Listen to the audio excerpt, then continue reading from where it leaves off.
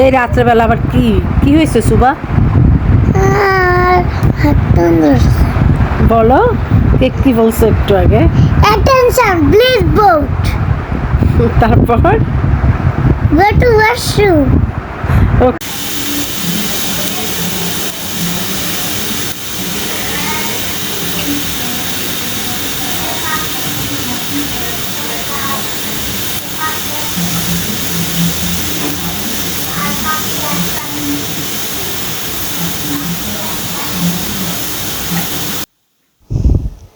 চা করছি।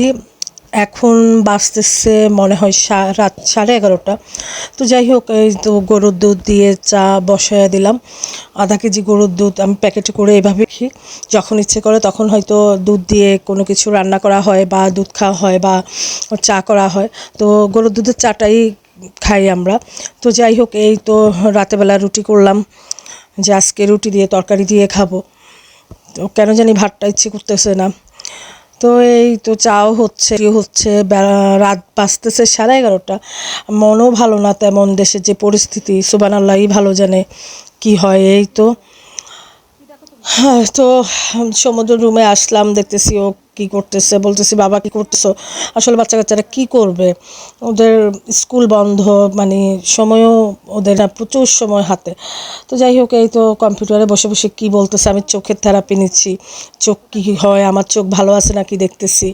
তো আমি বলছি, তাই তোমার চোখ ভালো আছে নাকি, তুমি ট্রাই করতেছো? বলতেছে, হ্যাঁ দেখো কম্পিউটারে চোখ ভালো আছে নাকি সেটা দেখা যায়। তো বসে বসে চোখের পরীক্ষা করতেছে, ও নিজের চোখের নিজেই পরীক্ষা করতেছে। আসলে কয়েকদিন ভিডিও দেওয়া হচ্ছে না, আসলে আমার চ্যানেলটাতে একটু প্রবলেম হয়ে গিয়েছে। তো যাই হোক, আলহামদুলিল্লাহ আমার চ্যানেলটা আবার ঠিক হয়ে গেছে। তো চিন্তা করতেছি এখন থেকে ব্লগগুলো কন্টিনিউ করব। আসসালামু আলাইকুম এভরিওয়ান, কেমন আছেন সবাই? আশা করি ভালো আছেন। আলহামদুলিল্লাহ আমরাও ভালো আছি। কাছে কিংবা দূরে, দেশ কিংবা দেশের বাইরে, যে যেখান থেকে ভিডিওটা দেখছেন সবার প্রতি রইল দোয়া ও ভালোবাসা।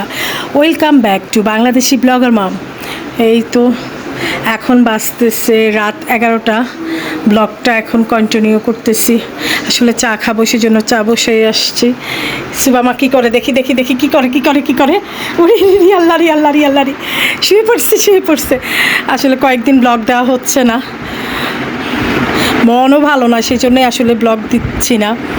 মনটা ভালো না, তো জানেন আপনারা দেশের পরিস্থিতি খারাপ। সুবহানাল্লাহ তাআলার কাছে প্রার্থনা করেন যেন সব ঠিক হয়ে যায়। তো সুবহানাল্লাহ তাআলার কাছে প্রার্থনা করেন যেন সব পরিস্থিতি ঠিক হয়ে যায়, মহান রাব্বুল আলামিন যেন স্বাভাবিক করে দেয় সব কিছু। এই তো সুবামাটা কী করে দেখি।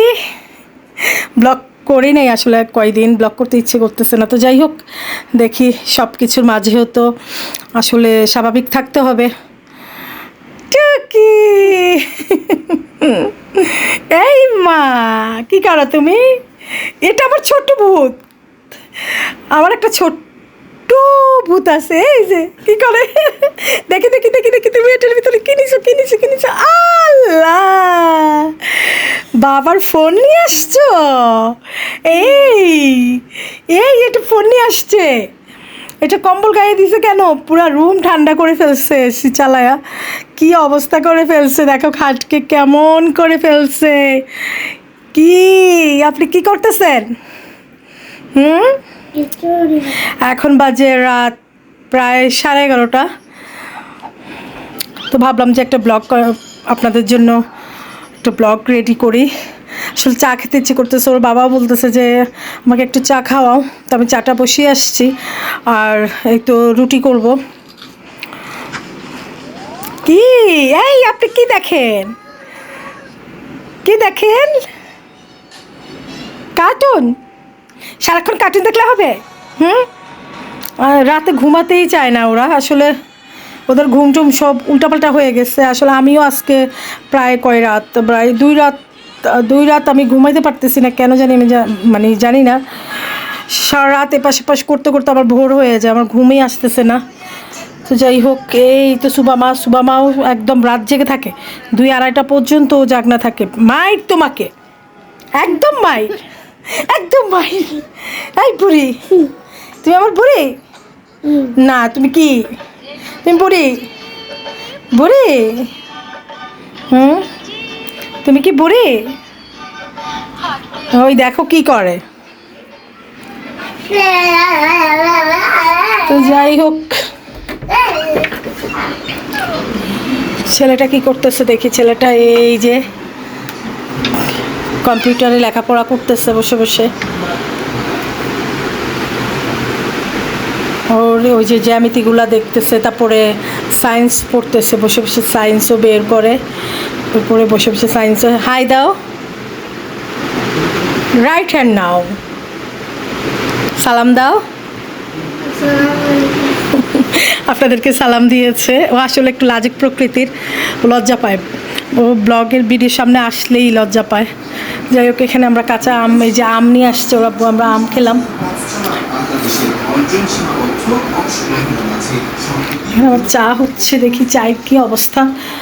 আমি সিলিন্ডারে বসে গেলাম, ওই তো হচ্ছে একটু একটু করে, আমি হালকা করে দিয়ে গেছি। তো যাই হোক, লাইনে গ্যাস এখনও আসে নাই।